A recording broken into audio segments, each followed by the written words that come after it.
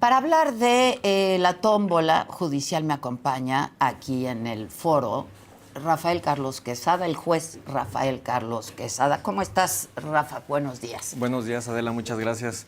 Bien lo dices, a un juez, lamentablemente... Pero, ¿cómo quedaste? ¿Cómo estuvo la tómbola? ¿Jugó a tu favor para el 25, para el 27? Pues mira, muchos dicen que es a mi favor salir en 2025 por las condiciones que ahorita existen respecto de esta reforma y toda la incertidumbre de reglas que van saliendo día a día sin certeza jurídica. Me tocó en 2025, fui número non. Todos vimos ahí cómo nos exhibieron con los nombres, con los cargos. Supuestamente esta reforma y esta tómbola tuvo que ver con los cargos. Sin embargo, no es así. Tiene que ver con las personas. Nos pusieron un número. A ver, explícanos. Vimos lo que pasó, pero ¿a qué te refieres que no tiene que ver con los cargos, sino con las personas? Bien. Les tocó a los números nones, ¿no? Tocó a los números nones. Y ayer una senadora del partido oficialista empezó a platicar. Dice, no son las personas juzgadoras las que van a la elección, son los cargos. Sin embargo, también el Senado, después de realizar la tómbola, realizó un exhorto al Consejo de la Judicatura Federal en donde le ruega que no permita cambios de adscripción. Entonces, es una contradicción, como de que no se trata de la persona y es únicamente el tribunal el que se va a sortear, ¿no? O el que se va a ir a la elección. En el listado que salió el oficial ya del Senado está el órgano al cual estoy adscrito y mi nombre. Ok. Si te tratara solamente del cargo, no tendría por qué aparecer no tendría por qué aparecer mi nombre. Uh-huh. ¿Qué tal si por necesidades del servicio el Consejo de la Judicatura Federal tuviera que hacer alguna readscripción? Ya le mandaron una invitación, un exhorto de que no se haga ese tipo de cambios, supuestamente. Si lo que se pretendía era tener el 50% de las personas juzgadoras, ya lo obtuvieron. Con esa tómbola ya se obtuvo, con ese ejercicio vergonzoso. Yo estaba muy triste al verlo, no me la creía que estaba viendo, te lo juro, Adela. Me parecía... Vimos que primero metieron 100, ¿no? ¿Por qué 100? 100 pelotitas. No lo sabemos. Ah. Porque si nada más era definir pares y nones, ajá, ¿para qué meter 100 pelotitas? Con dos bastaba, con par dos bastaba. Y non. Al menos de que alguien me lo explique cuál es la razón, pero no la encuentro. Ok. Hicieron ese proceso, determinaron primero personas magistradas, par o non, meten sus 100 pelotitas, sacan un non. Y dicen, bueno, del listado que mandó el Consejo de la Judicatura Federal, ya lo dividimos de magistrados. Que son más de 700. Así es. Lo dividimos en dos, pares y nones. Entonces, todos los que van a nones van a la elección de 2025. Todos los pares se salvan, entre comillas. Hasta el 2027. Hasta el 2027. El mismo procedimiento hicieron con las personas juezas y jueces. Okay. Vuelven a meter las 100 pelotitas, sacan una y sale non. Y con ese non salgo yo en 2025 como un número, sin tomar en consideración lo que bien comentabas hace unos momentos, la preparación que uno tiene, la ética con la que uno se ha conducido en toda su vida profesional. Yo tengo 20 años de servicio en el Poder Judicial de la Federación. ¿Cómo empezaste? Cuéntanos un poco tu trayectoria. Mira, yo te cuento, cuando yo empecé todavía se permitían estas figuras de meritorios, hacer méritos para tener una plaza. En aquellas épocas, debo ser honesto, sí había más ese tema de relaciones para poder dar una plaza, ¿no? Sin embargo, yo soy un ejemplo de tantos, de que con mucho estudio, mucho esfuerzo, mucha dedicación, te voltean a ver los jueces, los magistrados y te dicen, es un buen elemento, es un mal elemento, y te dan o no te dan una plaza. Así entré yo como oficial jurisdiccional, iba en las tardes para aprender más, preguntaba con las secretarias, con los actuarios, con todo el mundo. Yo andaba ahí siempre muy emocionado. Me dan mi plaza de oficial, empiezo a hacer cursos, exámenes para capacitarme. Me tocó, yo empecé en Morelia, soy de Morelia, me fui a Chihuahua, a Ciudad Victoria, Naucalpan, Ciudad de México, y ahora A partir de 2022 soy juez de distrito especializado en materia de trabajo aquí en la Ciudad de México. ¿Y qué piensas hacer, por ejemplo? Ustedes tienen pase directo, ¿no? Sí, así lo Para establece la elección. los transitorios de la Constitución, ¿no? Hay un pase directo. ¿Qué nos preocupa? Que durante 6 años hemos sido calumniados, ha habido una propaganda, un mecanismo de desacreditación, que yo diría, y le digo a la sociedad y siempre se lo digo, eso no es cierto. Te cuento un ejemplo. A ver. Yo soy juez laboral, tengo audiencias orales. En esas audiencias orales yo determino quién tiene la razón, dependiendo de escuchando a las partes, desaguando las pruebas en ese momento. Es un acto de transparencia para la sociedad. ¿Dónde voy a incurrir en un acto de corrupción si yo estoy escuchando las partes y las estoy viendo cara a cara? Hay un principio que ahora está muy de moda en materia laboral, que es el de la inmediación, lo que tú y yo ahorita tenemos. Sí, sí. Uh-huh. Entonces, ¿dónde están esos actos de corrupción generalizados que le dijeron al pueblo de México? Yo se los digo, yo se los pregunto, ¿dónde están esos actos? No los hay, no los hay. En una conferencia que yo estaba dando... Puede haberlos, pero claro, no puedes generalizar tampoco, ¿no? Exactamente, puede haberlos y que se castiguen muy fuerte. Yo soy partidario de que los actos de corrupción, cualquiera, temas de hostigamiento a compañeras, que se castiguen, pero de manera ejemplar. Sin embargo, que nos tachen a todos. Y te digo que en una conferencia de materia laboral, de pruebas, empiezo a ver que empiezan a decir, es que ese juez que libera delincuentes. Espérenme, yo soy un juez especializado en materia de trabajo, justicia social. No tengo que ver, no todos los jueces tenemos que ver con liberación de delincuentes. Los sabadazos tampoco existen, son temas de desinformación a la sociedad. Entonces yo digo, ¿por qué no en verdad quieren una verdadera información a toda la sociedad para que sepa cómo actuamos las personas juzgadoras desde adentro y por qué estamos inconformes con que no se vea nuestra trayectoria, con que no se vean nuestros estudios, que con mucho gusto los hacemos, ¿eh, Adela? A mí me gusta estudiar mucho y creo que siempre somos estudiantes y nunca vamos a dejar de serlo. Pues sí, sobre todo en esta materia, ¿no? Como claro. En muchas otras, esa es la verdad. Nos acompañan también aquí en el foro la magistrada Emilia Molina. Ella es presidenta de la Asociación Mexicana de Juzgadoras. Magistrada, ¿cómo estás? Buenos días. Hola, ¿qué tal? Buenos días. Muchas gracias. ¿Cómo te fue en la tómbola? ¿Cómo estuvo? Bueno, pues yo creo que nos fue igual a todos y a todas. Es un ejercicio absolutamente denigrante. Así lo has calificado tú, sí, humillante, denigrante. Sí, definitivamente. Convertir nuestras carreras, nuestras decisiones de vida en un circo, porque la verdad es que fue un circo donde ni siquiera tenían una metodología, ni siquiera cumplieron las reglas que ellos mismos pusieron en la reforma. Tenía que haber sido la mitad de las personas juzgadoras de las plazas de las personas juzgadoras de cada circuito por especialización, y lo único que hicieron fue dividir en dos y pares y nones, ¿no? Sí. La verdad es que... ¿Pares y nones por el cargo? Por un listado que mandaron, al que pusieron, evidentemente 1, 2, 3, 4. Todos los listados pues tienen un número consecutivo, sí, o sea, sí, no tenía ninguna relación de nada.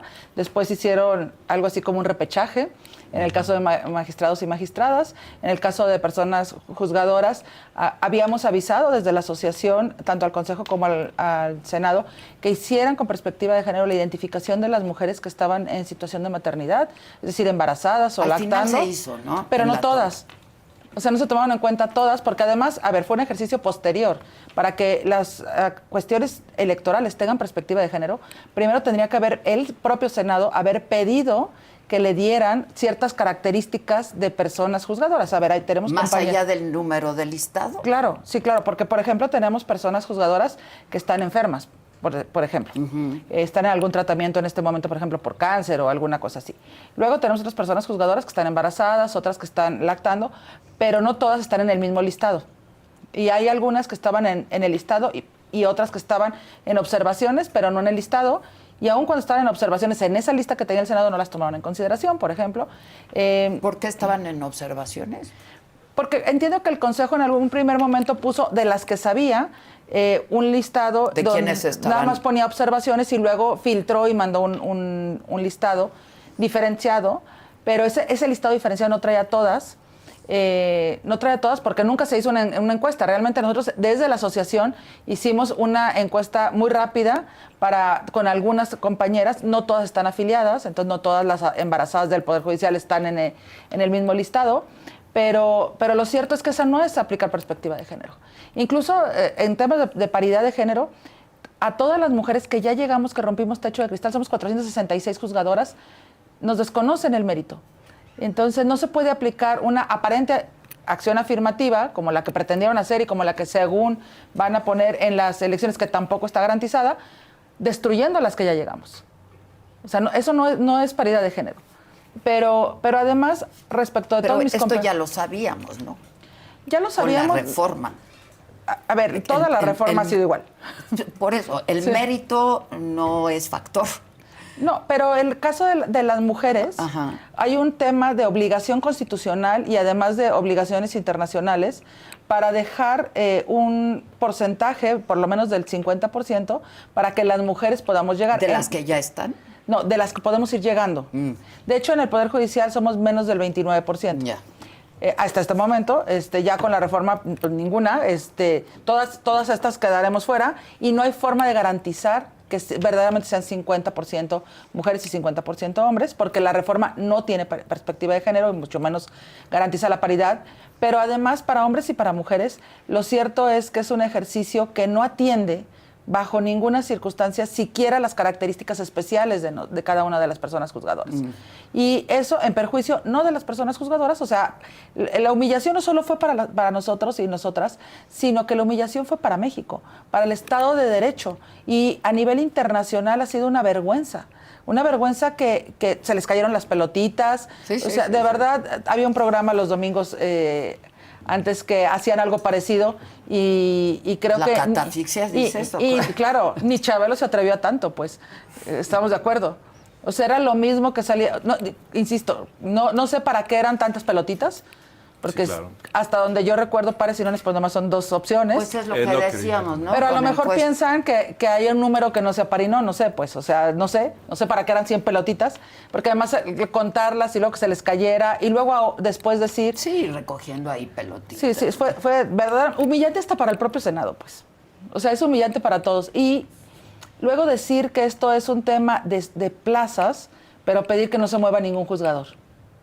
Entonces, de aquí al 25. Entonces, no, pues sí, porque en el 25 ya la mitad sí, va claro. en un primer ejercicio. Y entonces no es cuestión de plazas, es cuestión de personas. Y perdón, pero no somos un número. ¿Pero tú crees que fueron revisando persona por persona? No sabemos. Digo, no. O sea, no lo sabe. No creo porque hay muchos errores en la lista. No los vamos a decir acá porque eso será materia de una defensa. Pero hay muchos errores en la lista. ¿Pero de qué tipo? Por ejemplo, que están duplicados nombres. Hay nombres duplicados. Sí, y a ver, si quitas un nombre en una lista donde son pares y nones, pues ya te los cambia pares todo y los el nones ya sentido. no son pares y nones, ¿no? Pero es la lista que mandó el Consejo de la Judicatura. Pues entendemos que sí, pero a ver, una cosa es que el Consejo la mande con algún error y otra cosa que quien va a hacer ese ejercicio no la revise. Sí. Es que el tema es que no han revisado nada porque tienen tanta prisa que no sabemos por qué. O sea, eso, ahí sí es inentendible cuál es la prisa, porque podrían haberlo pues es hecho... que si no pueden comenzar, ¿no? Pero con todo el proceso de Pero comenzar elección. dentro de 2 semanas, ¿cuál sería la diferencia? E incluso las listas eran las listas del Consejo y las listas del Senado, porque iban contrastándolo con el número que tenía ya el Senado, lo cual no había sido transparente. No se publicaron esas Además listas no se publicaron, antes. ¿no? Hasta el momento de la insaculación o de ese acto, como lo queramos llamar, fue que nos enteramos que nos reducían un número. Nos reducían un número sin perspectiva de género, sin perspectiva de derechos humanos, cualquier calidad que uno especial pudiera tener, sin tomarse en cuenta. Ya deja de la capacidad, que es un tema, pues es lo que nos interesaría a todos los mexicanos, la trayectoria, ¿no? La profesionalización, la capacidad, ¿no? Ahora, este acto de elección popular de jueces y magistrados garantiza la no corrupción, bueno, es con lo que quieren acabar, ¿no? Lo reduciría a una cosa muy simple. Si la elección popular garantizara que no hay corrupción, no habría un solo político en la cárcel por corrupción. Y creo que hay varios. De esos sí probados, o sea, en juicio. No solo discursos que se hacen, ellos mismos han dicho, esto no garantiza que se arregle ninguno de los problemas. Bueno, entonces, ¿para qué lo hacemos? Exacto. La verdad es que lo hacen para tener el control del control, para en una sola persona concentrar el poder o en un solo partido, y eso lo que lleva es a una dictadura. O sea, hay que decirlo con todas sus letras. No nos ha gustado nunca decir la palabra, pero eso a eso lleva. Si no puedes tener personas juzgadoras independientes que revisen que los actos de la autoridad, es decir, de cualquiera de los otros poderes y también del Poder Judicial, sean constitucionales y convencionales, es decir, que respeten los derechos humanos de la población, entonces el gobierno es autocrático, puede hacer lo que quiera, violando los derechos que quiera, sin que nadie lo pueda frenar. Ahora, a propósito de esto, de que sin que nadie lo pueda frenar, Margarita, la reforma... Emilia. Perdón, Emilia. Está consumada, perdóname, Emilia. Sí, no te preocupes. Está consumada. ¿Qué margen tienen? A ver, no está consumada en la medida que todavía no se termina de implementar. Está vigente, eso sí, está vigente. Hay juicios de amparo, muchos. Hay más de 70 suspensiones violadas, lo cual es delito conforme a la propia Constitución. Hay pocos delitos que están en la propia Constitución y ese está identificado en la Constitución. Artículo 107, fracción 17, por si alguien quiere, porque luego dice que no dice lo que dice. Fue violada incluso antes de que entrara en vigor la reforma. Ha sido violada de manera sistemática. Exacto. En diversos actos que ha venido esta reforma, ha sido violada en todos y cada uno de los pasos. Eso preocupa mucho por el mensaje que se manda a la sociedad. A ver qué nos dicen los inversionistas. Los inversionistas de nuestros países vecinos están preocupadísimos por el tema de la corrupción, por el tema de que no se respeta la seguridad jurídica del sistema que ahorita tenemos. ¿Qué nos dicen del TEMEC? Dicen, oye, creamos un sistema de justicia laboral, se creó un sistema de justicia laboral nuevo porque se confiaba en el Poder Judicial de la Federación. Y ahora sí que lo voy a decir muy coloquial, pero 3 doritos después ya no confían en el Poder Judicial de la Federación. Y entonces se está violando también el TEMEC, porque los inversionistas también dicen, oye, en el TEMEC hay capítulos laborales y capítulos la certeza jurídica, donde nos interesa saber qué pasa con estas personas que pueden ingresar de crimen organizado, las personas que tengan capital para ingresar al Poder Judicial de la Federación, porque ellos van a tener capital para sus campañas. Ahora, mucho hemos hablado del tema en distintos espacios, ¿no? Hemos estado insistiendo en el tema. Agradecemos además los espacios. Y que tengan voz, por supuesto, y escuchar su opinión, sobre todo de ustedes, ¿no? Pero, pues, hay una cerrazón. Sin duda. A ver, Emilia. Hay medios jurídicos en los que estamos ya todos trabajando para poder impugnar. Sabemos que, bueno, visto están las violaciones a las suspensiones, que no les importa las órdenes judiciales, pero de todas maneras están ahí. Están en la Suprema Corte acciones de inconstitucionalidad y controversias constitucionales. Llegarán en algún momento seguramente también los juicios de amparo en revisión. Estamos ante las instancias internacionales, tanto en sede universal con la ONU, en todos los comités, como en sede regional en la Comisión Interamericana y en la Corte Interamericana, pidiendo también esta defensa judicial. Tenemos una audiencia en la Comisión Interamericana el próximo mes para medidas cautelares, lo cual pues también podrían violarlos. Tenemos 2 sentencias contra México por prisión preventiva oficiosa y se siguen violando. No solo se violan, sino que a veces hace peor. Pero lo cierto es que creo que también hay una cuestión de testimonio para la historia. Dejar dicho por qué estaba mal y dónde estábamos. Porque hay un solo juicio que no pueden controlar, y es el juicio de la historia. Ese no se puede llevar a ningún partido político. Entonces, tenemos que dejar evidencia. Esto que ustedes nos abren en los espacios, creo que es importante también por eso, para dejar evidencia de que estuvimos diciendo que lo hicieron a pesar de que les advertimos. No hay una sola voz nacional o internacional reconocida que esté a favor de la reforma. O sea, si no nos quieren hacer caso a nosotros, está bien. Pero la Relatora Internacional de la ONU para Independencia Judicial, la Comisión Interamericana de Derechos Humanos, todas las barras de abogados de todo el mundo, todos los poderes judiciales de todo el mundo han rechazado, la academia. O sea, entonces, ¿a quién más sí le hacemos caso? Es un tema de soberbia del triunfalismo, ¿no? Es un tema de cómo ganamos, y yo hace muchos años dije, lo importante no es aprender a perder, es aprender a ganar, porque esta soberbia del triunfalismo nos lleva a creer que primero siempre van a estar en el poder, y además que lo que hagan está bien solo porque ganaron. Y no, a ver, hay cosas que son así porque la historia de la humanidad nos ha llevado a ciertas conclusiones. La división de poderes nos ha llevado a eso precisamente para controlar el poder, para que no haya estados absolutos, para que no haya abuso de poder. Claro que hay, pero que haya alguna forma de control, y para que las personas, las menos favorecidas, sean las que estén protegidas. Nuestro trabajo siempre ha sido minoritario, no, es contramayoritario a fuerzas. ¿Por qué? Porque estamos avalando a quien menos tiene y en contra del Estado, que es el que más fuerza tiene. Ahora, ¿cuáles son los principales riesgos que le ven a la reforma? A mí me parece muy bien que dejen no documentado, porque pues eso es lo que están haciendo, sobre todo ahora, que dejen documentada la oposición a esta reforma judicial. Todos coincidían en que era necesaria una reforma judicial, no esta, ¿no? Pero ¿cuáles son los principales riesgos de esta reforma judicial? La inseguridad jurídica para todas las partes.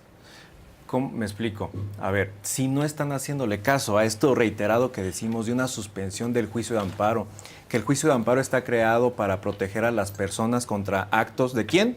De las autoridades. ¿De cuál? Cualquier autoridad. Si no se están respetando esas suspensiones, ¿qué mensaje se le está dando a la sociedad? ¿Qué seguridad va a tener las personas de venir con un juez independiente para que le resuelvan sus asuntos de manera legal? No por influyentismo, no por una llamada, no por intereses políticos. A ver. Y otra vez afecta a los más vulnerables, ¿no? Afecta a los más vulnerables. Yo insisto, soy un juez laboral, veo día a día la pobreza de las personas. Vienen nuestras viejitas, los viejitos, señoras que no tienen una pensión. ¿Quién no se las da? Pues la institución de seguridad social, y a veces por requisitos tan cansados que las personas van envejeciendo y ya ni alcanzan a disfrutar una pensión digna. ¿Qué voy a hacer ahora? ¿Qué independencia judicial van a tener las personas juzgadoras? ¿Se van a atrever a condenar a estas grandes instituciones? ¿Van a permitir que les hablen por teléfono y les digan cómo sacar sus asuntos porque no conviene? Ahora, muchos de ustedes podrán quedarse, Emilia. Bueno, la reforma lo que establece es que podemos ser candidatos en las elecciones, lo cual no quiere decir y tienen pase directo, ¿no? Solo a la elección, o sea, a la boleta. Sí, a la boleta. entiendo, pero, la boleta. Tenemos 6 años que han dicho que somos corruptos, que somos una porquería, que tenemos redes sociales llenas de una violencia sistemática hacia nosotros. Pues ¿quién en su sano juicio va a votar por alguien que le han dicho que es corrupto? Sin pruebas, pero que eso se entiende. Pero además, yo te diría, por lo menos en mi caso personal, esto sí hablo por mí, y varios compañeros y compañeras lo han dicho, por dignidad no nos quedaríamos. ¿No? No, digo, yo en el caso tuyo. Yo voy a declinar la candidatura. A mí me parece que va a ser un circo la justicia, que no va a ser... Yo tengo una vocación para ser juzgadora, tengo casi 30 años de carrera judicial, pero para impartir justicia independiente. Para que si me hablan, y me han hablado, y me han amenazado cárteles, y todo eso ha pasado, pero que yo pueda decir, no.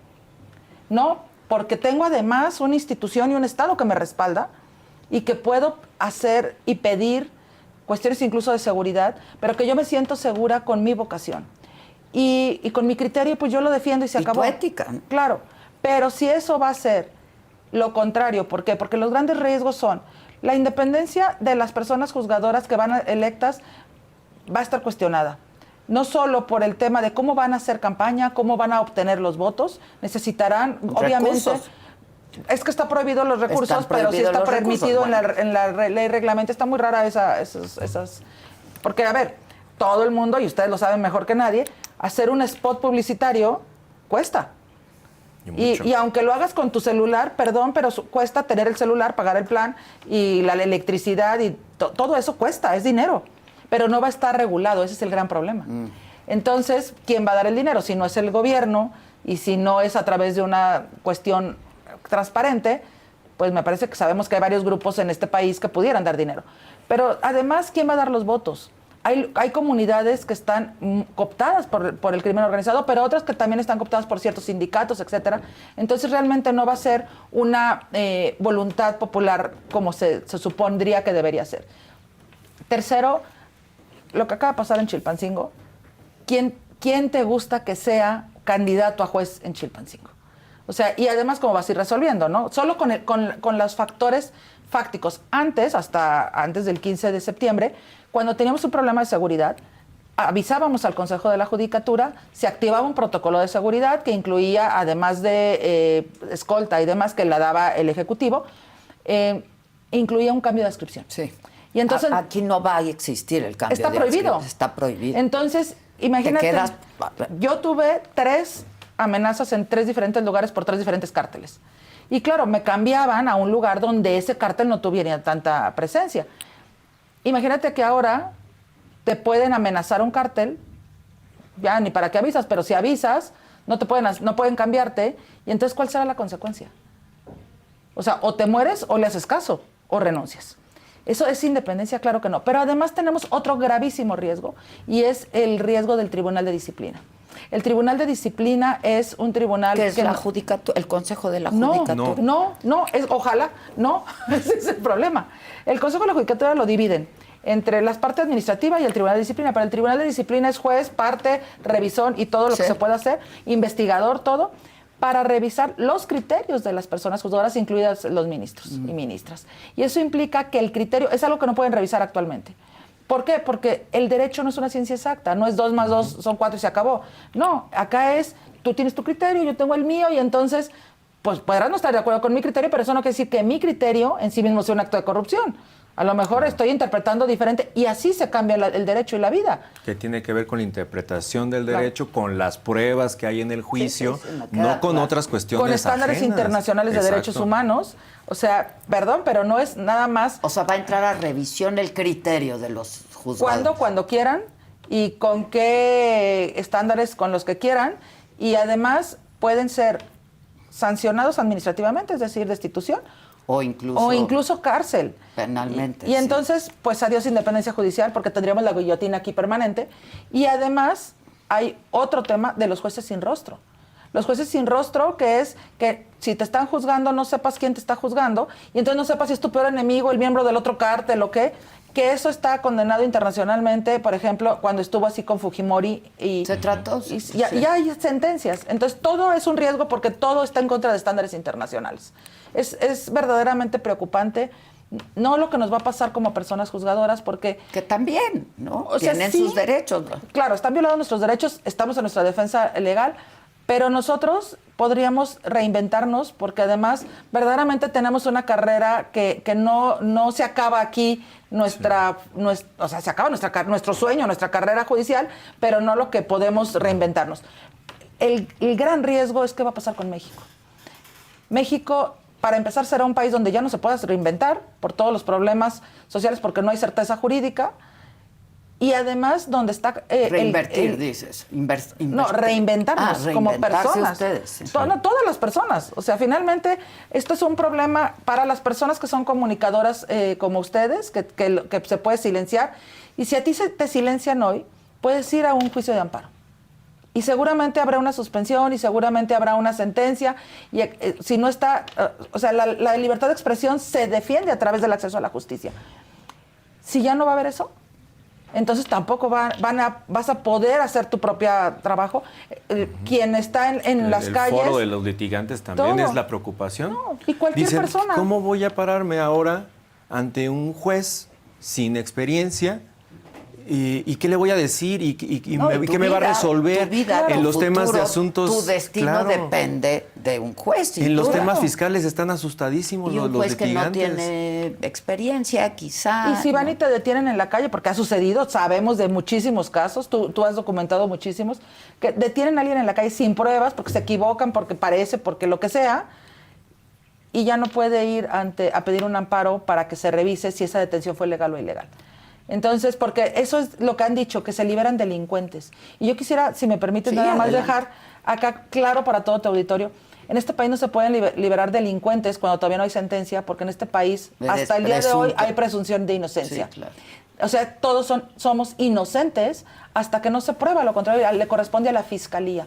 Entonces, si un juez revisa y dice, esta detención es ilegal, o tú, fiscalía, no me estás dando las pruebas mínimas para poder pensar que sí voy a abrir un procedimiento, esta persona sale libre, eso no es liberar a un delincuente. Y las fiscalías y los ministerios públicos no están dentro de esta reforma. No. Tendrá que ser otra reforma. Eso es lo que decíamos, necesitamos una reforma pero integral de todo el sistema de justicia. Que deberá y sí queremos la reforma, reforma. queremos una reforma bien dialogada, bien meditada, que en verdad beneficia a las personas. Esta reforma no se ha explicado de qué manera le va a beneficiar a las personas.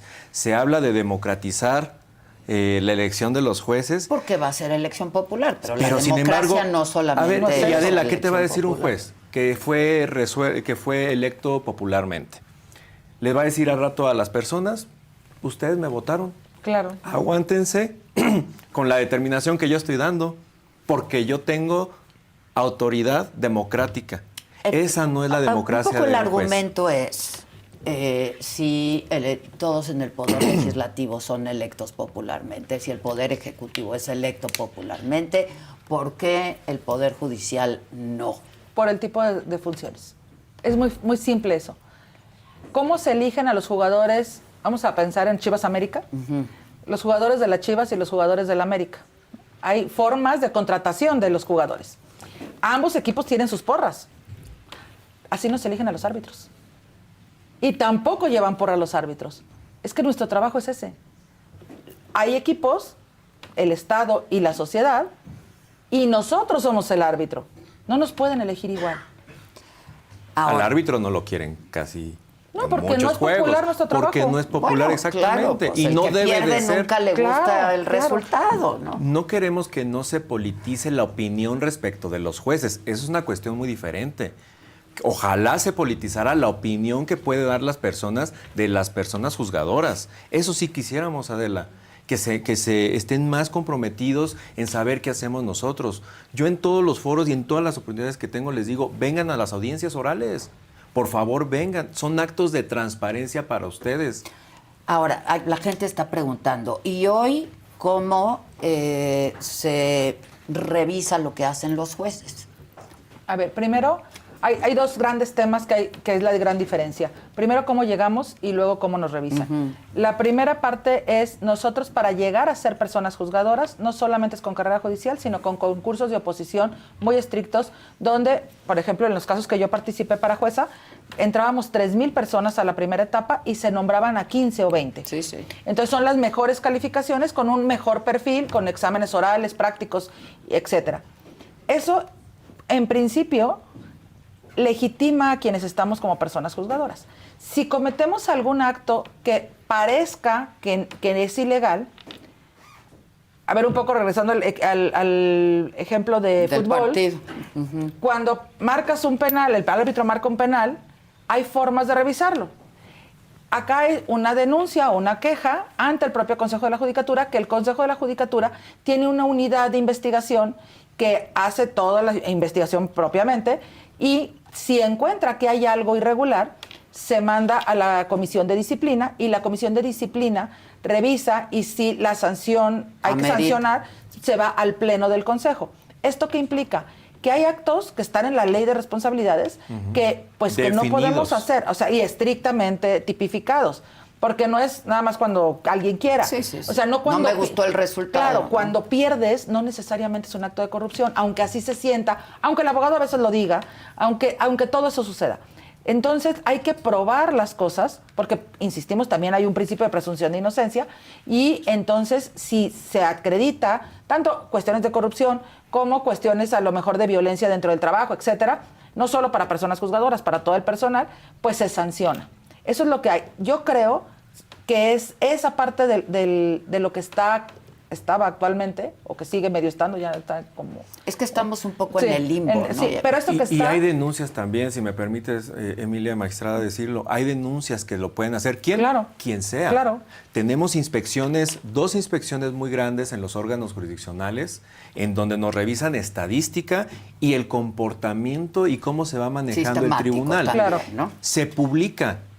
Es para conocimiento de todas las personas. Cualquier persona puede venir a denunciar a la magistrada o a mí en mi función de juez, decir, algo hizo incorrecto. Entonces sí hay mecanismos para hacerlo. Que no lo hagan las personas es otra cuestión. O que solo se utilice el argumento sin casos concretos. Porque eso también es... A ver, todos sabemos Juez que cuando... corrupto. Claro, y ya. O sea, es muy fácil decirlo. Porque digamos que la fama pública de quienes somos personas juzgadoras no le importa mucho a otros actores, pero tampoco a la sociedad. Y la verdad es que nosotros tampoco tenemos la piel tan delgadita como para que cualquier cosa que nos digan brinquemos. Porque sabemos que no somos populares. Y porque además las personas abogadas, las litigantes, lo que hacen muchas veces, y eso lo sabemos, es pedir dinero supuestamente para el juez y en realidad embolsárselo. Decir se perdió el asunto porque el juez se vendió con la otra parte cuando en realidad no presentó pruebas o nunca tuvo el derecho, etcétera. Entonces, eso hay que probarlo, no solamente decirlo. Pero también es cierto que eso habría que mejorarlo. O sea, todo se puede mejorar. Claro. Lo que no es justo para el país es destruir todo. Porque tenemos 30 años por lo menos desde la reforma del 94 para acá que se reforzó la independencia judicial. Nos falta muchísimo. Con todo y sus errores, Claro. habría que corregirlo. Por supuesto. Y los casos de éxito, como esta implementación que se vive en materia laboral, Adela, es un caso de éxito para el Poder Judicial de la Federación. Los juicios ya no duran como cuando estaba en las juntas de conciliación en el Ejecutivo, 8, 9, 4 años. Sí. Duran 6 meses, 7 meses. A pesar de la carga de Claro. trabajo. A pesar ¿no? de la También. carga de Así es. trabajo, en transparencia. ¿Tú qué vas a hacer, Rafael? ¿Vas a entrarle? ¿No lo va a has pensar. pensado? Lo pienso, pero no tengo un panorama nublado. Yo amo lo que hago, Adela. Yo amo mucho lo que hago. Estoy viviendo mi sueño de ser persona juzgadora porque me gusta equilibrar ese sentimiento de injusticia que existe impregnado en las personas, de que los jueces no los escuchamos, de que el Poder Judicial no los escucha y no les va a dar la razón. En mi materia, el 90% de las sentencias son condenatorias. Y no es porque queramos darle la razón a los trabajadores, a los pensionados, sino porque la tienen. Y por fin la justicia los está volteando a ver. ¿Y va a desaparecer esto, Adela? Entonces, no sabes qué vas a hacer. No sé qué voy a Ahora, hacer. de aquí al 2025, ¿qué pasa con la justicia?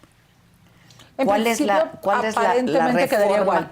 Me tengo que ¿Queda aguantar igual? de aquí a 2025, los que quedamos en 2025, para saber luego el resultado de los que elijan Sí, o sí, no sí. e irse a la elección. De momento, te tienes que aguantar. Pero además, fíjate lo injusto Pero y prevalece desequilibrado. la actual reforma, la que entró ahora en vigor. En partes.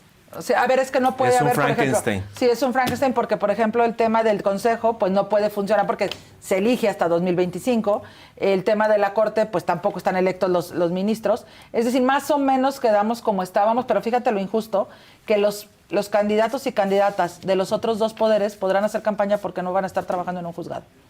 Y quienes, por ejemplo, yo salí para el 2027, que seguir pero trabajando. entonces hay que no pides licencia. Claro, no, bueno, y además no está previsto. Sí, O lo sea, entiendo, debería lo estar entiendo. previsto para que hubiera un equilibrio de competencia.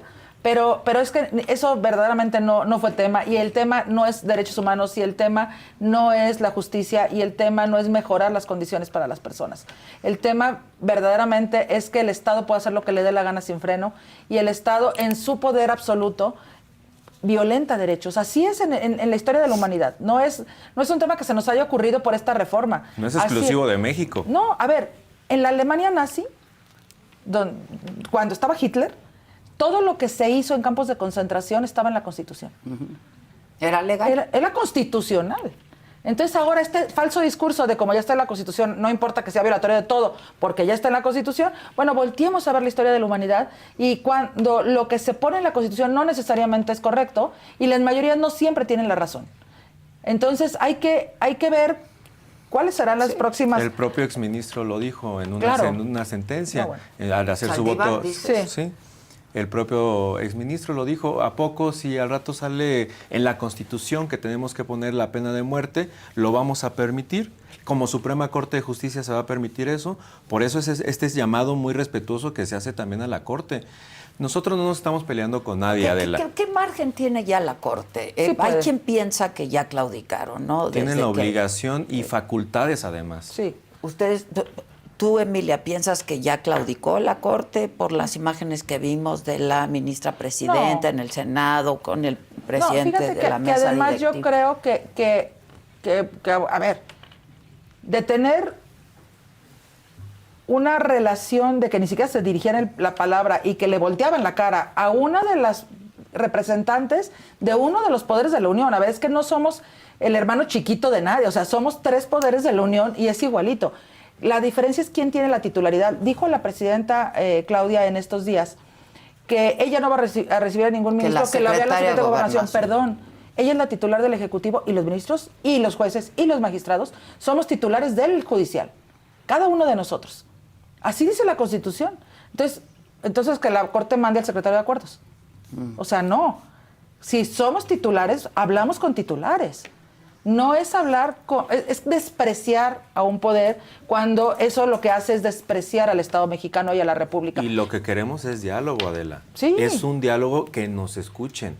Así como nosotros escuchamos las posturas del Legislativo y del Ejecutivo, y a pesar de que pueda sonar un poco a veces atrevido o arrebatado como nosotros lo expresamos, en verdad lo hacemos de manera muy respetuosa. Es lo que queremos, que nos escuchen. Ya levantaron el paro de labores, ¿no?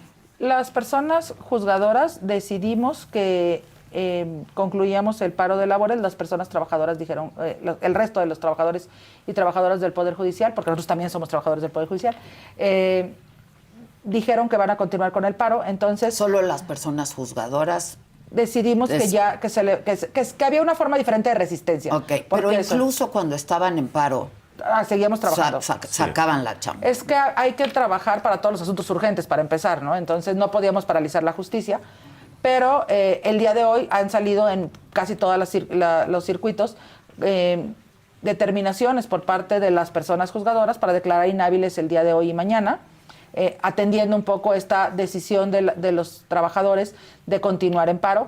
Estaremos viendo qué pasa con ellos también para ver si podemos o no podemos continuar, porque a ver, es que no es que vaya yo y resuelva. ¿Quiénes son los trabajadores del Poder Judicial que no son las personas juzgadoras? A los que también se les están afectando sus derechos. Secretarias, personas secretarias, actuarias, oficiales, secretarios particulares, técnicos, intendentes, pero, que se dijo que no se les iba a afectar. Sí, ¿cómo se les va a afectar? Porque se ha dicho también hasta el cansancio que ellos no van a salir afectados.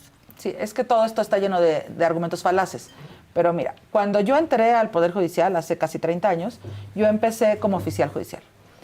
No quería ser oficial judicial toda mi vida, pero entonces me iba preparando, participaba en exámenes y concursos para ser actuaria judicial, después para ser secretaria de juzgado, después para cambiarme a ser secretaria de tribunal, con la mira de ser persona juzgadora. Una vez que ya fui secretaria, entonces pude participar en los concursos para ser jueza de distrito, y una vez que fui jueza de distrito pude participar para ser magistrada. Este no va a ser el caso. Los que son secretarios ya no pueden participar en una carrera judicial que es de meritocracia y de demostrar que te has preparado más.